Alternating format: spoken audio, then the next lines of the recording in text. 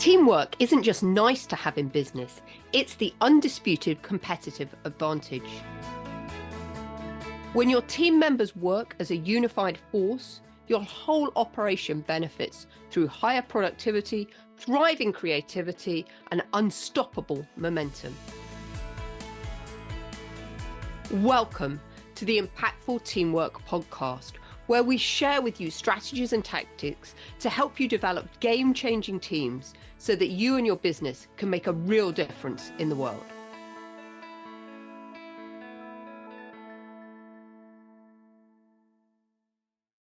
So, what is the biggest gift you can give your team members? That is going to be the topic that we're discussing today on this week's edition of Impactful Teamwork. So for those of you who don't know me, my name's Julia Felton, and I'm going to be your host and guide whilst we go through a topic that I think is really pertinent, I think more important today than ever, and a leadership skill that we rarely talk about. And the topic that I want to talk about today is attention. Because I actually believe that your attention is the biggest gift you can give your team members right now. Often when we think about what do we give our team members to incentivize and motivate them, sometimes people go when I chat to clients about pay rises or better tech or benefits. I just saw recently that Stephen Bartlett on the Diary of a CEO, he's actually created a gym within his workspace for his team members. And yes, all of these are useful, but I would actually like to think that giving your team members your attention is the biggest leadership superpower that you can have. Because we live in a world where we are starved of time, and actually being able to stop and really pay attention and give your team members your undivided attention whilst being fully present is something that they can rarely get. They rarely get it from you. They rarely get it from their family, from their spouse, from their kids. When we're not giving people our full attention, I actually think it's quite disrespectful. But time and time again in the workplace or in interaction socially, I end up communicating with people that are only half listening. We've all had an experience, haven't we, where maybe you've walked into your boss's office. I know that this happened to me when I was in the corporate world, and you go in, you'd ask your boss a question and they carry on tapping on their keyboard, right? And whilst you're talking to them. So they were just only part paying attention in the conversation. And that is actually a recipe for miscommunication and for problems going on. But that's a topic for another podcast. But today, I think it's really important that we realize that the real brutal truth is that where our attention goes, our energy flows. So if our attention is very scattered, very fractured, so is the people that we're interacting with. But when we're fully present, people's energy matches ours and everything comes together in sync. So this is why today I really want to talk about attention as a leadership superpower. And I think this is the thing that can really help business leaders go from being busy to being brilliant within the workplace and therefore fuel high performance teams. So let's have a look at why paying attention matters in the workplace. Because when we're paying attention, we're doing more than just listening. We're actually listening with our whole body. And team members can pick up on that. And what we're really telling them is that they really matter. As human beings, we are wired for connection. And when somebody is really truly present with us, with no phone and no wandering mind, it really validates our own worth. And it says, you're important enough for me to give you everything that you need and for me to stop everything else I'm doing. So this is why paying attention on one level works, because it really helps our team members feel validated, feel engaged, and feel that they mattered. And I think in a world where we are so low on connection, We live in this world where we've got hundreds or thousands or even maybe millions of Facebook friends and followers or on whatever platform that you're using. But actually, people are really disconnected. And this is something I was talking about back in 2012 when the internet was in no way as prolific as it is today. But I was talking even back then about how we as a society are becoming disconnected. And I'm just seeing this happen more and more and more. Paying attention also matters because it helps create that psychological safety. It signals to our team members that it's okay to share and make mistakes and be honest here. And that's what creates that cohesion. We want to create an environment in the workplace where people feel psychologically safe, where they can try new things, they can experiment new things, and know that they are supported. And also, when we can create psychological safety in the workplace, then we can have open and honest conversation. And that's so important to really unpack about what is really going on in the business at kind of the level of the iceberg that we don't often see. When we're paying attention, we really hear what is being said. And I always think it's fascinating that we never in school are taught how to listen, how to pay attention. And I think so many of us really just hear what's being said because we're only half paying attention to what's actually being articulated at that moment. And I know, and I'm sure you've also had this experience. Maybe in the workplace, you're walking along the corridor, you ask somebody how they are, but before they've even answered, you've already walked off. And you're probably not even going to hear what they say. Or if you do hear what they say, you're not actually, you weren't really listening to it. And you're like, oh, great. And maybe they said something that was slightly negative. And you're like, you gave completely the wrong response, which just showed them that you really weren't hearing and listening to what they were saying. And I think this is the difference between really paying attention and being fully present when we're listening to somebody, is that we notice more. We notice the tone, the hesitation, the body language, what's not being said. And often, in my experience, these clues reveal more than the words themselves. So, when we're really paying attention, we can be really listening for what people don't say as much as what they say and how they say it and the nuances in their language. Also, when we pay attention, we reduce rework and misunderstanding. So it means that because we're paying full attention, we don't just half listen to something. And as I said earlier on, when we half listen to things, that's when we get miscommunication going on. So when we're paying full attention, it ensures we get clarity up front, and that actually saves us time and frustration later on. And paying attention also matters because you're actually in an exchange of energy, not just information. Because when we pay attention to something, it is an energetic exchange when we're fully present. And the other person leaves the conversation feeling more motivated, more confident, and more engaged. And when I was thinking metaphorically, what's this? It's a little bit like sunlight in a forest. Well, the things that we pay attention to, that we shine our light on, they are the things that grow. But when we don't pay attention to things and it's absent, those items wither. I just think that's such a great nature metaphor for the power of paying attention. So as I said, where attention goes, energy flows. And where energy flows, life and business grows. I think that's such an important thing for us to remember. So what's the cost of us having scattered attention? Because we live in a world where, to some extent, we've normalized distractions and we've glorified multitasking and we've convinced ourselves that busyness equals value. But here's the thing. You can't lead what you're not paying attention to. And there was an incredible video I saw this week on LinkedIn. It was from one of my mentors, June Gunter, who is the founder of Teaching Horse, which is a leadership development company where we partner with the horses. And I'm one of their international facilitators on that program. And June is actually recording a video. And what's really interesting is that the horse tries to sneak up behind her while she's talking. And actually, she stops in the middle of the video and turns around and acknowledges the horse. And why does she do that? Because the horse was really at that moment testing her. She'd never met this horse before, but he was testing her. It's like, how can I test to make sure you are paying attention to what's going on?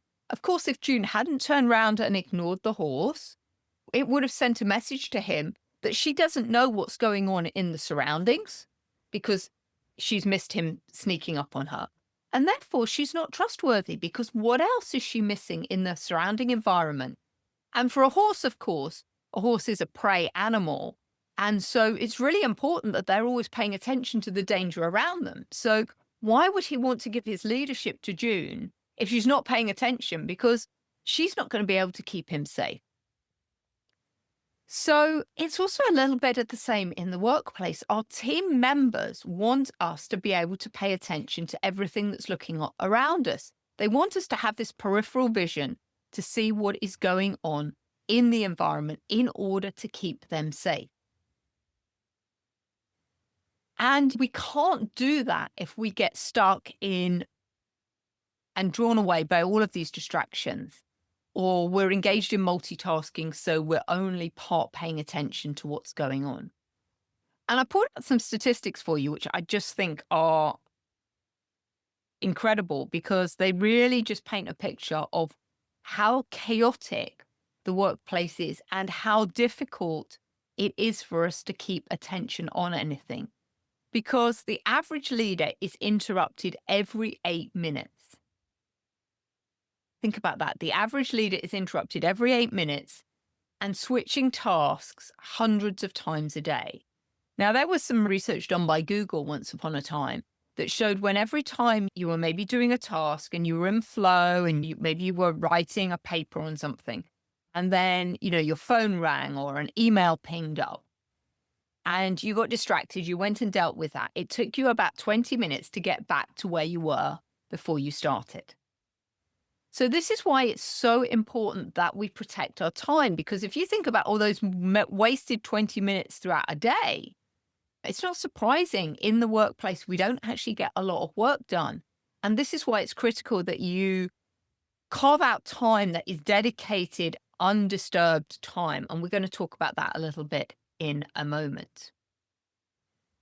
Because I think we've also fallen into this trap of mistaking busyness for value. If we're really busy and we're doing lots of things, we must be adding value. But actually, I think a lot of us are still stuck in busy work. And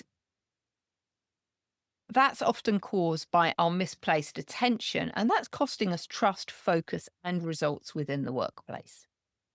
So I want to just talk about a concept I've designed called the Attention Triad. So attention isn't just about focus, but it's a 3-dimensional force that shapes everything your team experiences. And the 3 areas are, it's about mental attention, which is what we're thinking about and the priorities we're holding in our mind.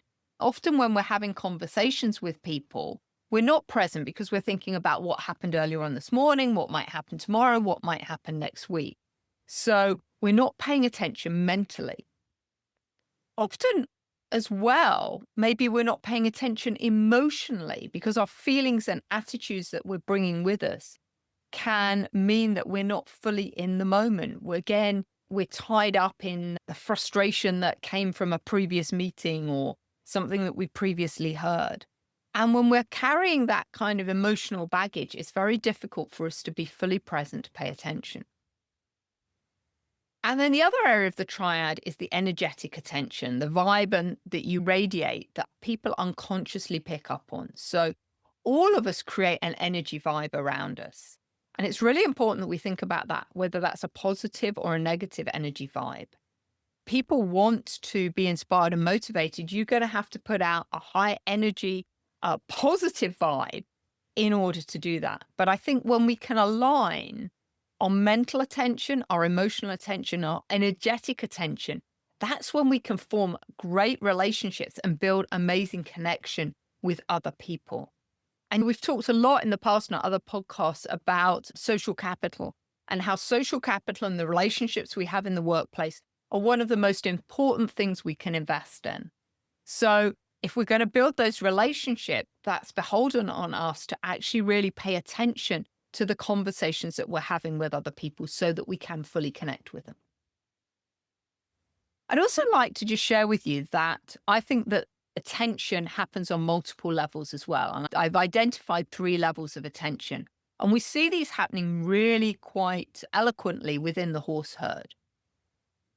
But the 5 levels of attention, we need to pay attention to ourselves, how we're feeling, our intuition, our gut instinct, what's going on. We've all had conversations with people and you're like, I'm not sure they're going to be a good client fit, or I'm not sure this is going to be a great team member to have or to bring in.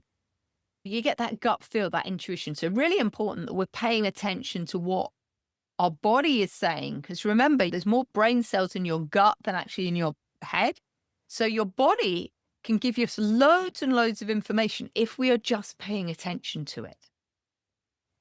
The second level of attention is on others. So awareness of other people's energy, mood, and unspoken signals. So remember that communication is over 70% nonverbal.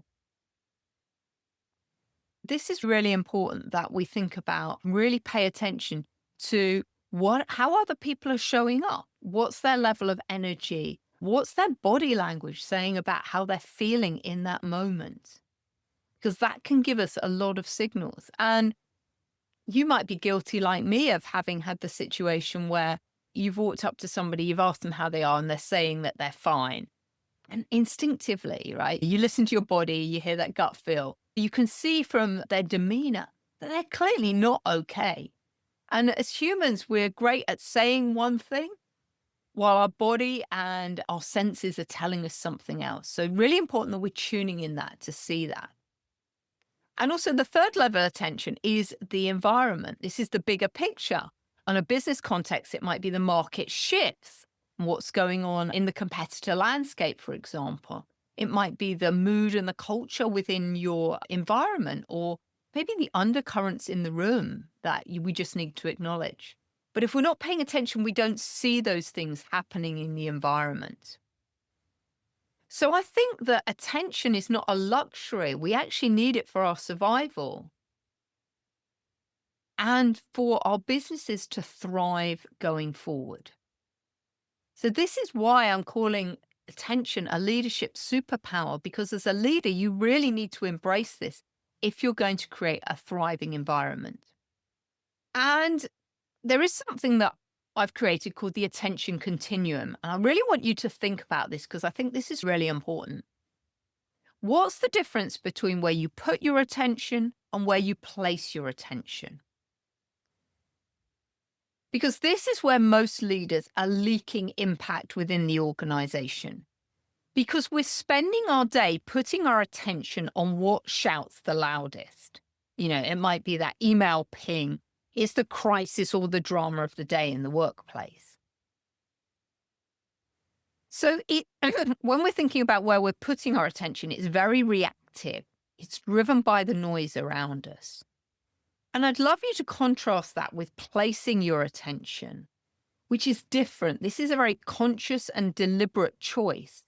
And it's planting our focus exactly where it will grow, and we're going to get the outcomes that we want. We're going to get the outcomes we want where the business is going to move forward because we're not stuck in all of those distractions. So an invitation for you might be to think about one thing you've been putting your attention on that isn't deserving of your time and isn't moving your team and business forward. And where instead could you place your attention this week? So just want to talk about the 5 attention hijackers. These are the things that come along that stop us being fully present and paying attention. And they can erode our focus, our productivity, and our well-being if we don't manage them. So the first of them is digital distractions. So these are things like our smartphone, constant notifications, news alerts.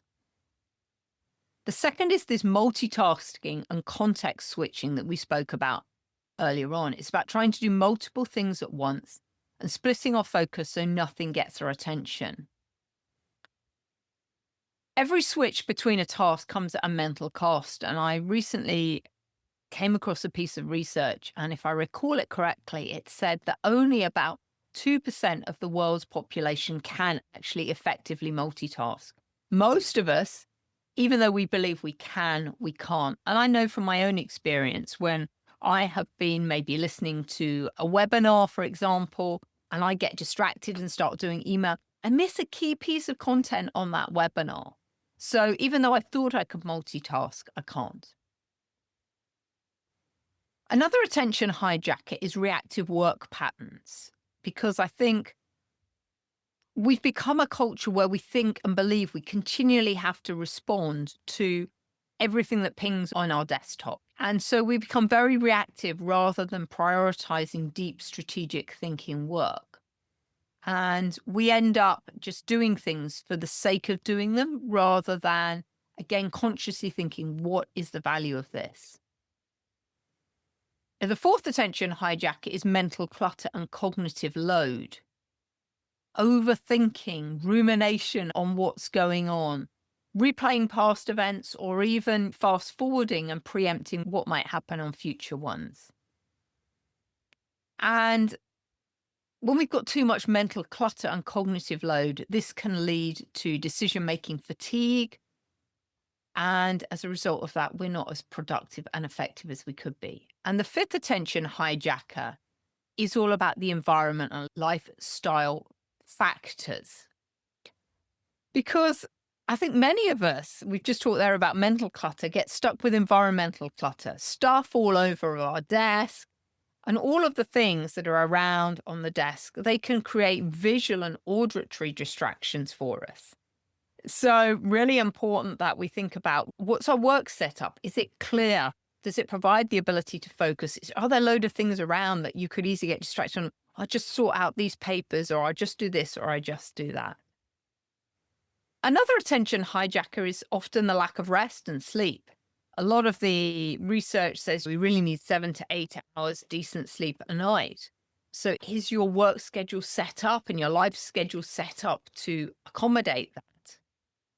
And also, are we eating properly? Are we fueling our body in the right way? Again, if we're not, then that can become a real hijacker of our attention. I know when I haven't eaten properly and I'm working, then all of a sudden I'll get all these hunger pangs and my attention gets distracted and hijacked to go to the fridge and get some food. There are things that we can do to mitigate these 5 attention hijackers that I talked about.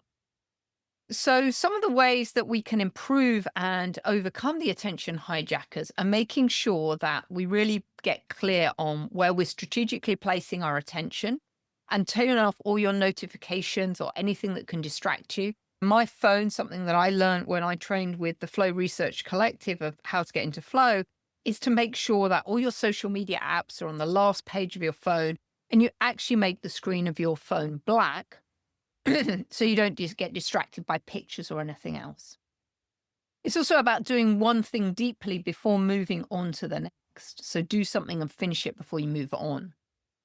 And as a result of that, you really need to protect your diary, protect your meeting time, and create blocks where you can have uninterrupted times that you can actually get work done.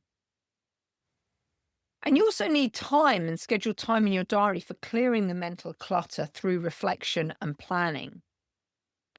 Make sure, as I said, your desk and your environment supports your deep work. And finally, really think strategically about how do you work with your natural energy rhythms? What times of days are you most productive? What times of day are you least productive? And schedule your day around that so you can work in rhythm with your natural energy and not against it. In conclusion, I'd just like to remind you that your attention is contagious.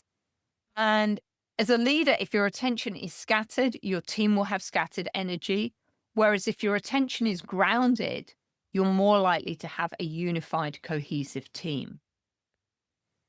So the challenge this week is to choose one thing that matters the most, consciously place your attention there and notice the shift in the energy. Because there is an art in choosing where to place and distribute your attention in ways that contribute to the health and harmony of your team and the community that you work in. So really hope that you found this whole concept of attention as a leadership superpower really powerful this week. I'd really invite you to make sure that you go and take our Turbocharge Your Team quiz at businesshorsepower.com/quiz.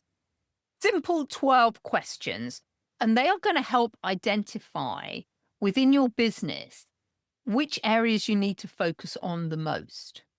And then you're invited, if you'd like to a Turbocharge Your Team call so that we can unpack that. And I will be sharing with you tips and strategies to help you improve your team performance through that. So please do go to businesshorsepower.com/quiz, take the quiz there, and I'm sure you'll find that super valuable because attention is everything. It is this leadership superpower.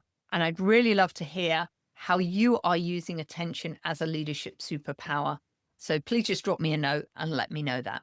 Okay, hope you have an amazing week and see you all next time. Okay, bye-bye, everybody.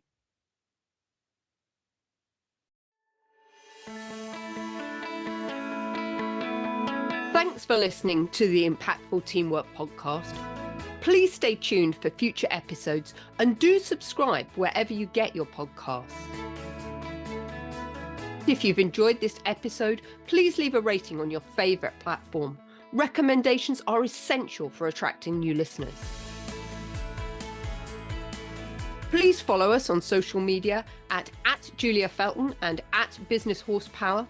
And if there are any topics you'd like us to cover on future episodes, please do let me know. Remember, you and your team are always making an impact. What impact will you make today?